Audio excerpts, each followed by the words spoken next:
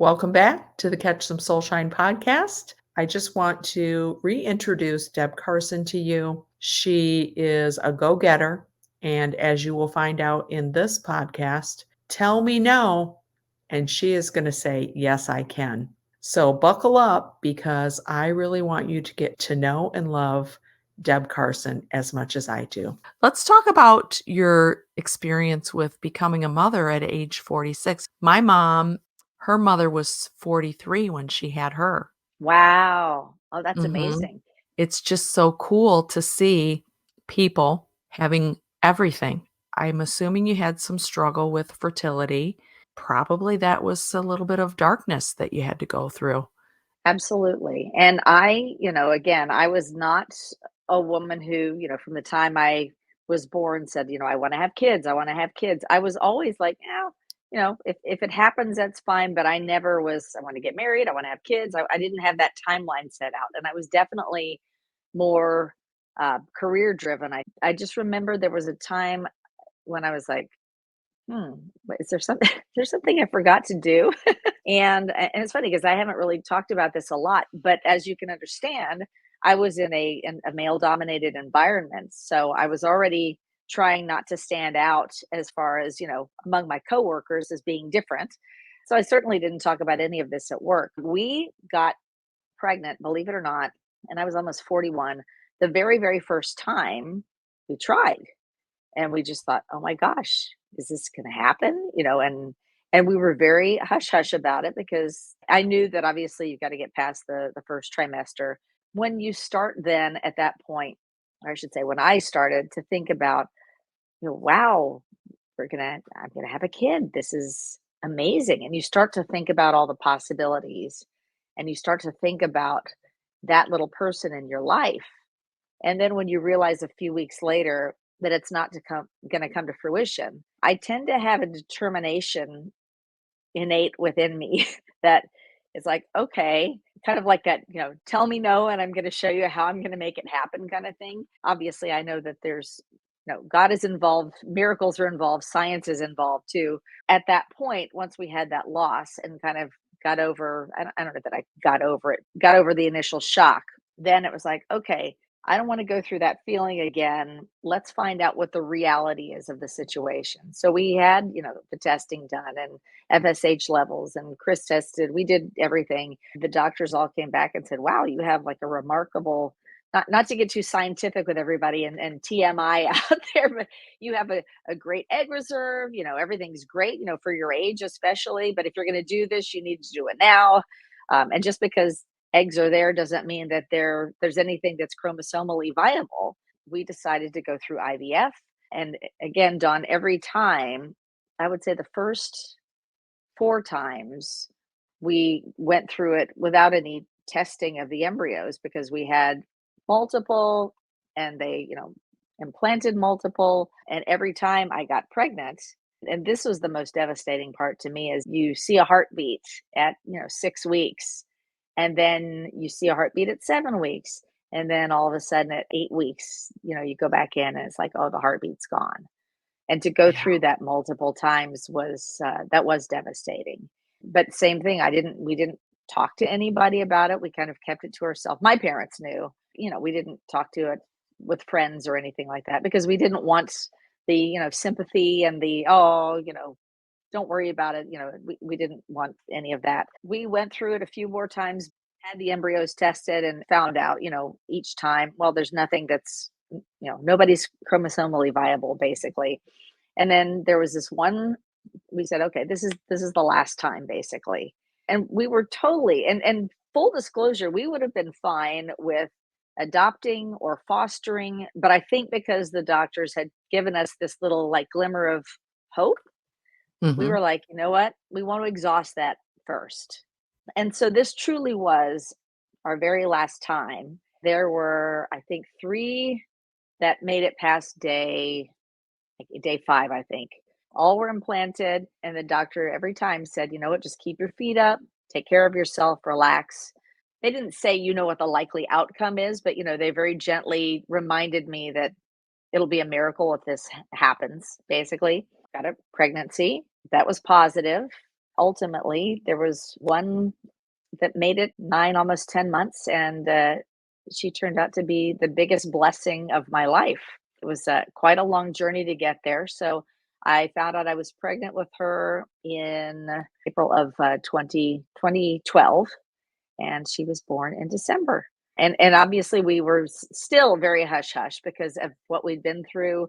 Didn't tell anybody. I gave my immediate supervisor a courtesy heads up once I had had the midterm ultrasound just to make sure everything still looked good.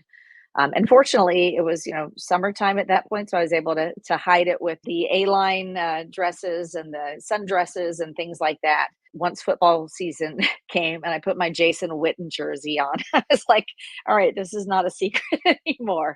So that's kind Nice. of the long, crazy journey and the miracle that became my daughter. It was long, and it was and honestly, it was devastating along the way, but we didn't share it with anybody. We kind of dealt with it on our own, and fortunately, we had an amazingly blessed outcome. It really kind of coincides with what I promote out there. We have to go through the darkness to get to the other side. If you just keep pushing through, that light is just so much brighter and beautiful than you could have ever imagined.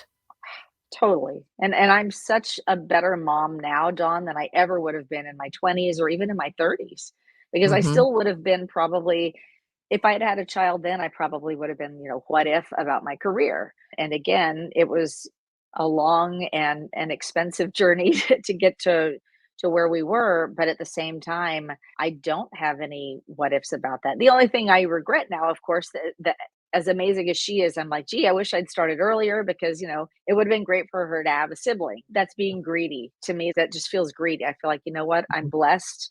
And you Yeah. never know, she may have a sibling down the line, not biological by me anyway, or by Chris that I know of, but I still would be open. I've got a lot of friends now who have fostered to adopt children or just fostered children. And Mhm. and they like would never change a thing about that situation. But yeah, Right. right now I'm just counting my blessings and enjoying my time with her, fully immersed. About 2 years ago, I kind of pressed pause on a career that everybody told me I was crazy to press pause on, having missed a lot of mornings with her because I was on the air with her on the air when she was getting ready, for preschool. I didn't want to miss that anymore, and I just know how brief a period of time that is. And everybody has also warned me that you've probably got another couple of years that she's even going to want to be around you. And then once she hits her teens, it's going to be like, all right, mom, thanks. Drop me off. Bye. See you later. Yeah. So yeah. So Yeah. I figure I'm trying to enjoy her and still, with the podcast and with the coaching, volunteering crazy numbers of hours too. I'm still getting my own, fulfillment out of that stuff too. But right now I feel like it's about her for me. Yeah, I think that's your purpose right now, and our sole purpose, I think, evolves and changes as we do. What a beautiful thing to bring this beautiful little girl up into the world and nurture her and watch her bloom. I like watching you share her on your social media, so it's really a Oh, beautiful thank thing. you. We're both Oh, go madly ahead. in love with your granddaughter. We adore Oh, your granddaughter. I She's so love her cute so. and Yeah, she's such a great artist, and I feel like she's a chip off of your block, yeah. and I she's just amazing. So, Yeah, she brings me so much joy. People say, "Oh, you do so much with her and blah blah blah." And honestly, she gives me far more than I could ever give her. Far more. Just watching her do creations and listening to her talk, it's like she's just something else. I love uh, that little girl. I want to get back to your podcast, what you're going to be promoting or putting out into the world and how important it is. I assume you're going to possibly have some sports people on there, or people that you've known in the network. So, what does that look like for you? I will. I will be having some sports figures and some entertainment figures. I'll have folks that have worked behind the scenes in both of those areas. I'll also have friends like you. We can say that I interviewed you, so you will definitely be on an upcoming episode because again, my whole point is that everybody has gifts to share, and everybody is sharing and showing their purpose in a different way. And again, I've got a lot of, I won't reveal anything at all, but there are going to be people from different points in my own life who I've just kind of seen on Facebook. Oh my gosh, it's amazing that they're doing that, those sorts of things. So, and I've had people reach out and say, I have an idea, but does this person have to be famous to be on your podcast? It's like, no, they just have to be doing something positive. And I love to highlight the positive stories because, Dawn, you and I both see, I don't even watch, I watch news obviously to stay educated because I think that's a responsibility that we have. But because I have a little impressionable mind walking through the house all the time, I want to be able to control how much she's exposed to. I want her to know the main facts and storylines of things that are Mhm. going on. But I feel like the news, in a lot of essences, has become so negative, and we want to terrify you into doing something. We want to make you so scared that you vote for this person. We want to, it's all about, and this has been forever. If it bleeds, it leads. That's just a saying Yeah, in news. yeah, But I feel like it's so important. We're already getting enough of the negative headlines. And by the way, there are plenty of authentic negative headlines that we all need to know about. We need to be aware of the wars that are going on, of oppression that's happening, of sexism and racism and those sorts of things. We need to know about those things and do something if we can. But I also want to highlight that it's not all bad news in the world. There are good things going on. There are good people doing things in every little corner of the world, even if it only seemingly affects, one or two people, or it might affect thousands or millions of people. We who knows? But I want us to be reminded to look for the positive things. And when I say positive, I don't mean like the Pollyanna, oh, everything's happy and sunshiny, but positive in that yes, there is good in the world because there really is.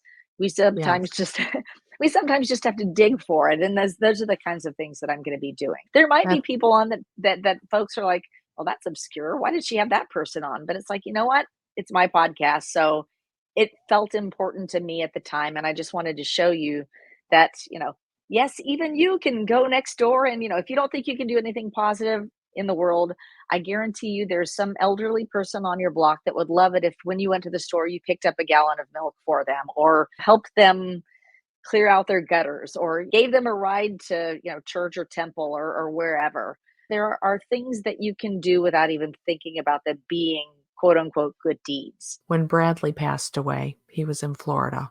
I received the most remarkable gift from the kids that he was around. One of the kids collected notes from all of his friends and put it Mm, in a book about all the little positive things that he did.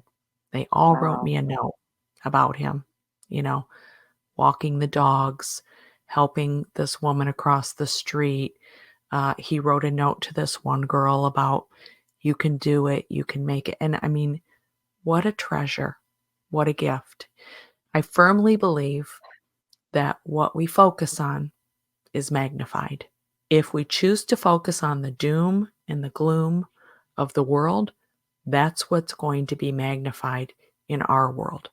But if we choose to focus on the positive and the beauty, that's what we're going to experience. You're exactly So, right. And what an yeah, amazing gift. I had never ever thought of doing that for somebody, but what a gift for a parent or a child, mm, anybody who's lost somebody, just to be yeah, reminded of, wow, this person had this impact on all of these people. And Dawn, yeah. I know that had to have meant so much to you. That's amazing. Still does. Yeah, I love it. Yeah. Well, thank you so much, Deb, for joining me today. I look forward to your podcast. We're going to link it up in the comments. And is there anything else you want to share? No, I thank you for your time. I thank you for having me, and I have so enjoyed listening to your podcast too, and it's been a pleasure getting to know you and watch all the good things that you're putting out in the world. But yeah, if you would just check out Powered by Purpose with Deb Carson. You can always reach out to me at info@debcarson.com, whether it's about, something sports related, an idea for a guest, or if you're interested in coaching as well. I don't have anything on my website about that, but on debcarson.com. But because most of the stuff I've done has been just word of mouth referrals, I'm happy to help however I can. Thank you so much. All right, Deb, thank you. Thank you, Dawn. Thanks for joining me today as I did a deep dive with Deb Carson. If you'd like to hear more from her, she is starting a podcast called Powered by Purpose with Deb Carson. Check it out on Apple, Spotify. And also, you can go to her website at debcarson.com. I really want you to take a moment to share this podcast with your friends, like and subscribe if you're on YouTube, because that really does help me.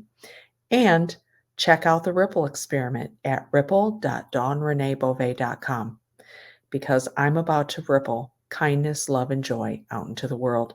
And I want you to be a part of it too. See you next week.